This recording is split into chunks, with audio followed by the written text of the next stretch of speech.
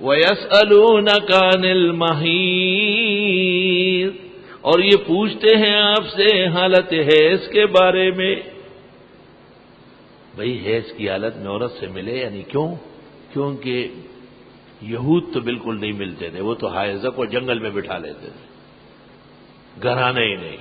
اور عیسائی بالکل اسی حالت میں، وہ بڑے گندے. عیسائیوں کے ہاں طہارت نہیں ہے، غسل نہیں ہے، وضو نہیں ہے. تو اسلام کا اعتدال کا راستہ ہے، رہ سکتی ہے، مل بھی سکتی ہے، کھانا کھا سکتی ہے، پکا سکتی ہے، البتہ ما تحت الازار، ما تحت الاسفل حصے سے جب تک پاک نہ ہو جائے وہ انتفاع منع ہے. وَيَسْأَلُونَكَ عَنِ الْمَحِيضِ، اور یہ پوچھتے ہیں آپ سے حالت حیض کے بارے میں. قُلْ هُوَ أَذًى، آپ فرمائیے وہ تو گندی حالت ہے. فَاعْتَزِلُوا النِّسَاءَ فِي الْمَحِيضِ، دور رہو عورتوں سے حیض کی حالت میں. علماء لکھتے ہیں قربان منع ہے، قربان. اور اصل تو وطی و جماع منع ہے، بوس و کنار، لپٹنا لیٹنا سب جائز ہے. لیکن اگر خطرہ ہو کہ آنکھ بکان نمک رفت و نمک نیز شد، کہیں بوس و کنار کرتے کرتے علاقہ ممنوعہ میں داخل نہ ہو جائے. اس لیے علماء دین فرماتے ہیں کہ جس شخص کو یہ خوف خطرہ ہو، جوان ہو، وہ بچے اس سے بھی. شیطان کا دخل ہوتا ہے تو ایسے حالات میں وہ زیادہ تکلیف دیتا ہے. اور یہ پوچھتے آپ سے حیض کی حالت کے بارے میں، آپ فرمائیے یہ تو بالکل گندی چیز ہے، بس دور رہو عورتوں سے حیض میں. ولا تقربوہن، ان کے قریب نہ جاؤ یعنی جماع نہ کرو. حتی یطہرن، یہاں تک کہ پاک ہو جائے. فاذا تطہرن، اور جب یہ پاک ہو جائے، فآتوہن من حیث امرکم اللہ، پس آؤ ان کے پاس جہاں سے تم کو اللہ نے کہا. ان اللہ یحب التوابین، بے شک اللہ پسند کرتے ہیں توبہ کرنے والوں کو. ویحب المتطہرین، اور پسند فرماتے ہیں پاک بازوں کو. اگر غلطی ہوئی ہے تو توبہ کرو اور ہمیشہ پاک باز رہو. نساؤکم حرث لکم، عورتیں تمہاری کھیتیاں ہیں، کھیتی میں وقت پر بیج ڈالو، خوب پانی دو، کھاد واد بھی قریب کرو، اور آس پاس کسی اور کو بھی آنے نہ دو. ایسا نہ ہو کہ کھیتی کو کوتی کی طرح گلیوں میں چلائے. کھیتی کہا ہے، کوتی نہیں کہا ہے کہ آپ ہر جگہ اس کو پیش کر رہے ہیں. عورتیں تمہاری کھیتیاں ہیں تمہارے لیے. فاتو حرثکم، آ جاؤ اپنی کھیتیوں میں. انا شئتم، جہاں سے چاہو، جس طرح چاہو. لیکن یاد رکھنا کہ کھیتی ہے یعنی فصل جہاں سے اگے گی وہی ملنا ہے. ایسا نہ ہو جہاں سے گوبر نکلے وہاں پہنچ جائے، خبردار. ہاں سرج پٹیران ہم لوگ کے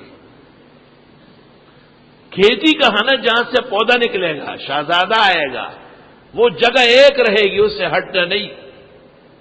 وَقَدِّمُوا لِأَنفُسِكُمْ، اور آگے بڑھاؤ اپنے لیے، توشہ کرو. وقت پر بچہ پیدا ہو جائے آپ کے سامنے، جوان ہو، آپ کے نیابت کرے، کیسے دل خوش ہوتا ہے. وَاتَّقُوا اللَّهَ، اللہ سے ڈرو. وَاعْلَمُوا، جان لو، أَنَّكُمْ مُلَاقُوهُ، بے شک تم اللہ سے ملنے والے ہو، جواب دینا ہے. وَبَشِّرِ الْمُؤْمِنِينَ، اور خوشخبری دو مسلمانوں کو. وَلَا تَجْعَلُوا اللَّهَ عُرْضَةً لِأَيْمَانِكُمْ، مت سمجھو اللہ کو نشانہ قسموں کے لیے. قسم خدا کی، قسم خدا کی، قسم خدا کی. یہ قاریان واریان بہت جھوٹی قسمیں کھاتے ہیں.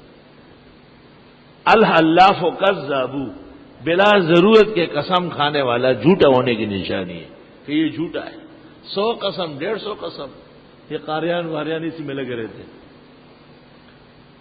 بھائی خدا تعالیٰ کو کیا چلدی کرنا چاہتے ہو؟ اللہ کے نام کی بے ادبی ہے. ان تبرو کے احسان نہ کرو، وہ تتقو، گناہوں سے نہ بچو، یہ قسمیں کھاتے ہو. وہ تصلحوا بین الناس، اور اصلاح کرو لوگوں کے درمیان. واللہ سمیع علیم. آیت کا حاصل یہ کہ خلاف شرع قسمیں نہیں کھاؤ، اور جو قسم تم نے کھائی شریعت کے موافق ہے پھر اس کو پورا کر لو. غلطی سے منہ سے نکلا اس کو یمین لغو کہتے ہیں. جانتا ہوا جھوٹ بولا یمین غموس ہے، خون میں ہاتھ ڈالنے کے برابر ہے. اور آنے والے وقت سے متعلق تھا وہ خلاف ہو گیا، یمین منعقدہ ہے، فکفارتہ اطعام 10 مساکین، 10 مسکینوں کو 2 وقت کھانا دینا، قسم ٹوٹ گئی۔ آئی سمجھ؟ لا یؤاخذکم اللہ باللغو فی ایمانکم، نہیں پکڑے گا تم کو اللہ وہ جو بےہودہ قسمیں کھا لیتے ہو غلطی سے، واللہ باللہ تاللہ، یا ماضی کی قسم کھائی پتہ نہیں چلا اس کو، ولکن یؤاخذکم بما کسبت قلوبکم، لیکن پکڑے گا تم کو وہ جو کسب کیے تمہارے دلوں نے، قصدن وہ جان بوجھ کر، اور جھوٹ ماضی کی قسم کھائی یمین غموس سے گناہ کبیرہ ہے، اور بما کسبت قلوبکم دل کے ارادے سے اور آنے والے وقت سے متعلق ہے، تو یمین منعقدہ ہے، ٹوٹنے پر کفارہ ہے۔ واللہ غفور حلیم، اللہ بخشنے والا بردبار ہے، للذین واسطے ان لوگوں کے یؤلون من نسائہم جو ایلا کرتے ہیں اپنی عورتوں سے۔ ایلا لغت میں تو قسم کو کہتے ہیں، ایسا قسم کو، تربص 4 اشہر، وہ انتظار کرے 4 مہینے، قسم کھائی کہ بیوی کے قریب نہیں جاؤں گا تو 4 مہینے انتظار کر لے، تبلیغی جماعت میں چلے جائے، 4 مہینے دے دے ان کو، آئی سمجھ۔ فَإِنْ فَاؤُوا، بس اگر یہ لوٹ آئے، اب اگر درمیان میں لوٹ آیا تو قسم ٹوٹ گئی، کفارہ دے دے، طلاق کچھ نہیں، اور اگر 4 مہینے کے بعد لوٹ آیا تو نکاح ٹوٹ گیا ہے، دوبارہ نکاح جدید ہوگا، فَإِنَّ اللَّهَ غَفُورٌ رَحِيمٌ۔ وَإِنْ عَزَمُوا الطَّلَاقَ، اور اگر ان لوگوں نے ایلا کرنے والوں نے ارادہ کیا طلاق دینے کا تو طلاق اب دے، وہ تو خود فعل واقع ہے، فَإِنَّ اللَّهَ سَمِيعٌ عَلِيمٌ۔ وَالْمُطَلَّقَاتُ، اور وہ عورتیں جو طلاق شدہ ہے، يَتَرَبَّصْنَ بِأَنفُسِهِنَّ، انتظار کرے گی خود 3 قروء 3 حیض تک۔ جس عورت کو خاوند نے طلاق دی، 1 ہو 2 ہو 3 ہو جو بھی ہو، لیکن طلاق کا فائدہ تب ہوگا جب 3 حیض پورے ہو جائے، 3 حیض پورے ہونے کے بعد خاوند کے اختیار سے بات نکل گئی ہے۔ اگر 1 اور 2 طلاق تھی تو 3 مہینے 3 حیض سے پہلے پہلے رجوع بالقول یا بالفعل کر سکتا تھا، کہہ دیتا میں رکھنا چاہتا ہوں، یا ہاتھ لگا لیتا محبت سے، 1 اور 2 ختم۔ لیکن اگر طلقات 3 ہیں، اس وقت سے جب منہ سے نکلے ہیں ہمیشہ کے لیے بیوی حرام ہے، اب حلالے کے بغیر جو کوشش کرے گا وہ حرامے کی کوشش ہوگی۔ وَلَا يَحِلُّ لَهُنَّ، حلال نہیں ہے عورتوں کے لیے، ان یکتمن، کہ وہ چھپائے، ما خلق اللہ فی ارحامہن، وہ جو پیدا کیے ہیں اللہ نے ان کے رحموں میں۔ کبھی کبھی عورت کو خاوند طلاق دیتا ہے، وہ پہلے سے حاملہ ہوتی ہے، چپ ہو جاتی ہے، جا کے کہیں اپنے آپ کو صاف کروا کے دوسرے کے لیے تیار ہو جاتی ہے، یہ غلط بات ہے۔ کسی کا حمل ضائع کرنا، یہاں تک کہ زنا کے حمل کو ضائع کرنا بھی منع ہے۔